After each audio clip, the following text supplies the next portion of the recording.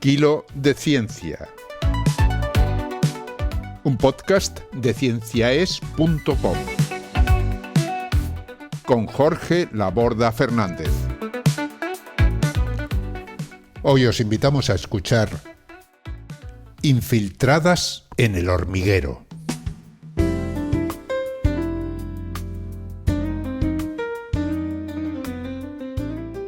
Buena ciencia, amigas y seguidores de Kilo.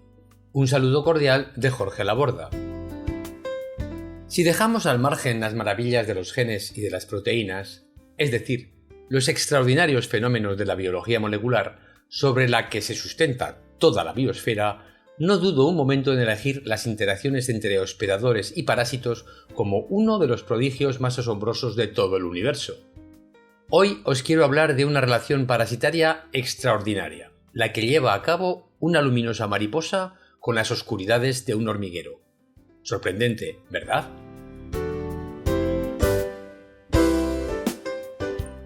Pero antes, creo necesario comentar que la primera sorpresa al introducirse en el mundo de los parásitos y hospedadores se recibe cuando nos enteramos de que los parásitos aparecieron prácticamente al mismo tiempo que surgieron los primeros seres que podríamos llamar vivos, es decir, los primeros entes capaces de reproducirse, de copiarse a sí mismos cometiendo errores de copia y, por consiguiente, capaces de iniciar el proceso de evolución por selección natural.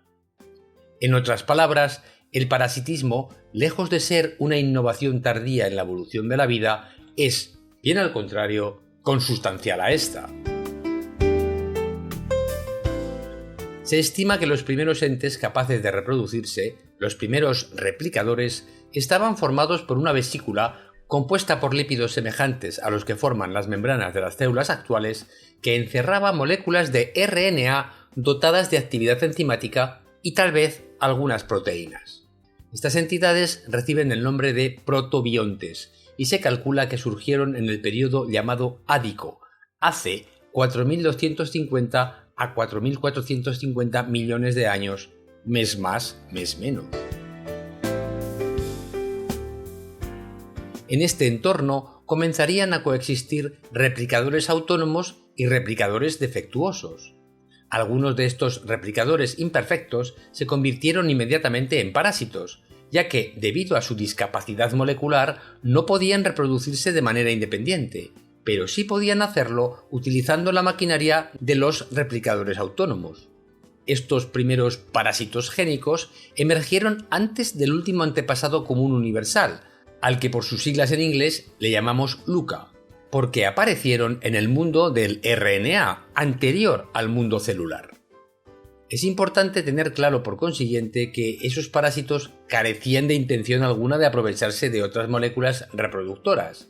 No eran ni buenos ni malos, simplemente surgieron espontáneamente en el sistema químico primordial de entidades replicadoras que dio luego origen a las primeras células y, desde ese momento, los parásitos iniciaron una evolución paralela a la evolución del resto de los seres vivos.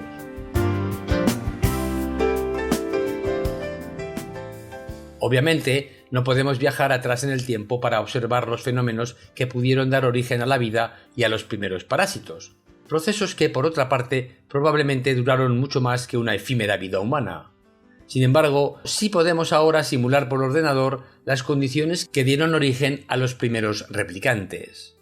Al abstraer las reacciones químicas primordiales en operaciones digitales, estos programas pueden intentar probar o refutar hipótesis sobre cómo aparecieron por primera vez las moléculas replicadoras y portadoras de información, sobre las condiciones que permiten la autorreplicación estable frente a la aparición de parásitos moleculares y sobre cómo las secuencias parásitas, que son bits cortos de información o código que se reproduce utilizando recursos de otros replicadores sin contribuir a la generación de recursos ellos mismos, afectan a la estabilidad y evolución general del sistema.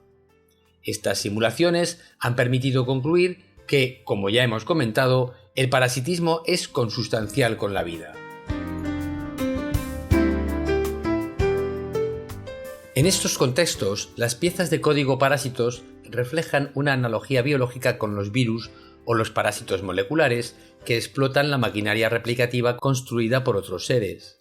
Estas simulaciones ayudan a los investigadores a comprender cómo la vida primitiva podría haber navegado por el equilibrio entre la cooperación, la competencia y la explotación. Así pues, desde el origen de la vida, parásitos y no parásitos han evolucionado de manera conjunta, lo que ha establecido una carrera de armamentos entre ambas clases de seres vivos. Esto ha permitido el desarrollo de relaciones de dependencia y, al mismo tiempo, de conflicto extraordinarias entre parásitos y hospedadores. Una de ellas es la establecida entre ciertas mariposas de la familia Maculinea y hormigas de la familia Mírmica. Estas mariposas y hormigas son bastante comunes en el continente euroasiático. En particular, hablaremos de la relación parásita entre la mariposa hormiguera de lunares, que se llama Maculinea arion en nombre científico, también conocida como Phengaris arion, y la hormiga llamada Myrmica sabuleti.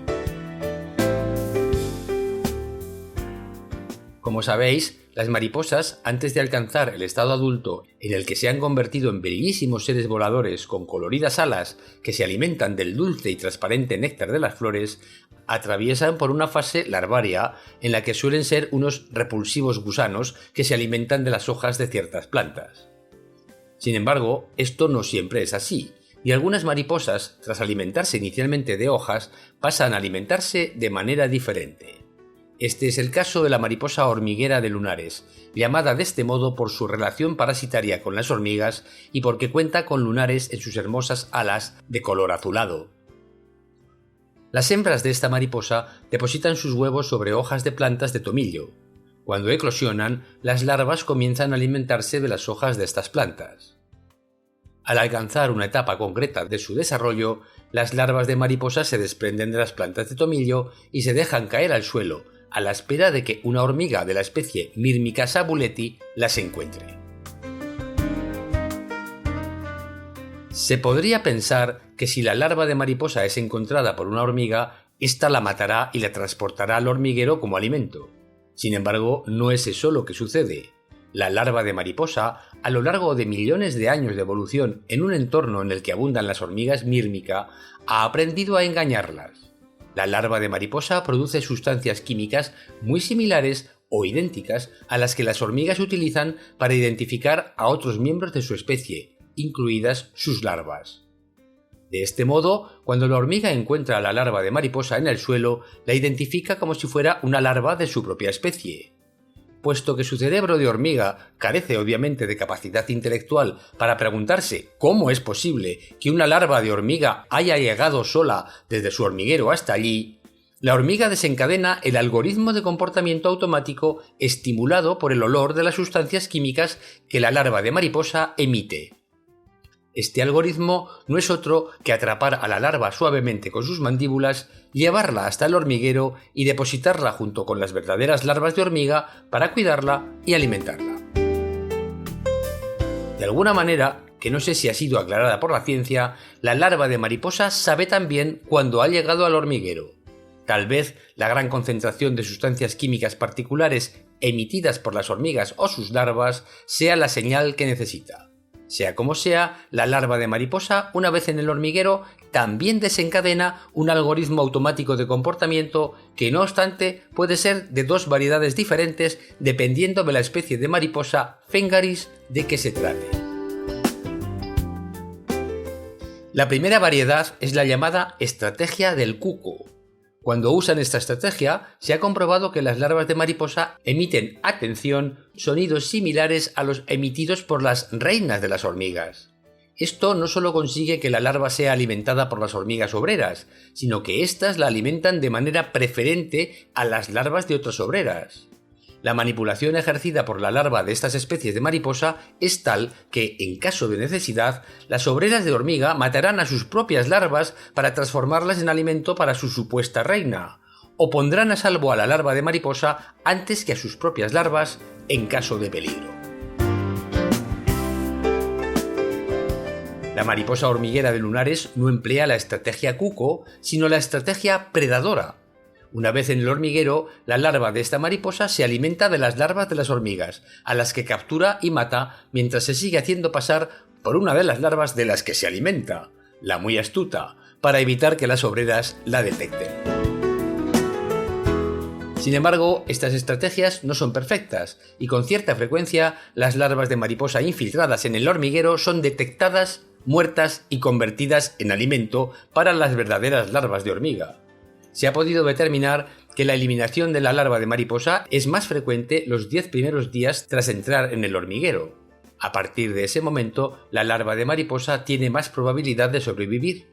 Además, también se ha comprobado que la estrategia cuco es 6 veces más eficaz para conseguir la supervivencia de la larva de mariposa que la estrategia predadora. No puedo despedirme sin hacer hincapié en el hecho de que estos maravillosos comportamientos e intrincadas relaciones manipuladoras entre diferentes especies se han gestado a lo largo de miles de millones de años de evolución, desde que el primer ente replicante surgió sobre la faz de nuestro planeta. Hoy todo esto se encuentra en peligro. Muchas especies de mariposas, incluidas estas de las que hemos hablado, se encuentran en peligro de extinción. Para algunos será una verdadera lástima perderlas, aunque las hormigas y otros especímenes con cerebros similares puedan alegrarse de su desaparición. Y hasta aquí el programa de hoy. Me despido como siempre con los mejores deseos de salud y de felicidad. Que los buenos anticuerpos y alimentos te acompañen y buena ciencia. Hasta el próximo programa. Adiós. Han escuchado ustedes a Jorge Laborda en Kilo de Ciencia, un podcast de cienciaes.com que se elabora gracias a vuestras donaciones. Si deseas colaborar, visita nuestra web y pulsa el botón de donar. cienciaes.com. Ciencia para escuchar.